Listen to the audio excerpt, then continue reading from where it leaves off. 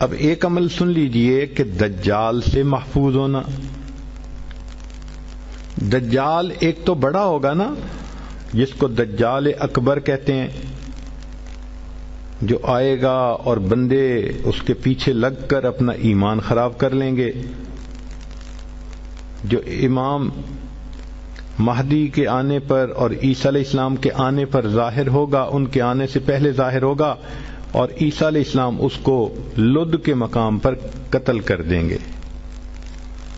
اس فتنے سے نبی علیہ السلام بچنے کی دعائیں فرماتے تھے، صحابہ بھی بہت ڈرتے تھے اس فتنے سے.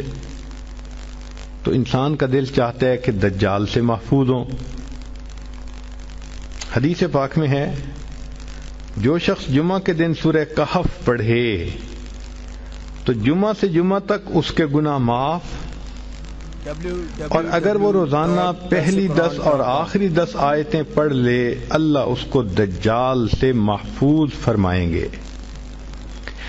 تو اس عمل کو کرنے سے ایک تو دجال سے محفوظ ہو گئے، اور دوسری بات اور بھی سن لیجئے کہ دجال دجل سے بنا. دجل کا مطلب ہوتا ہے فریب دینا، دھوکہ دینا. اور بچیوں عورتوں کو انسان کی شکل میں بھی کئی دفعہ دجال مل جاتے ہیں. وہ ان کی عزتیں لوٹتے ہیں، بہانے بنا بنا کے دھوکے دیتے ہیں، ان کو بیٹرے کرتے ہیں.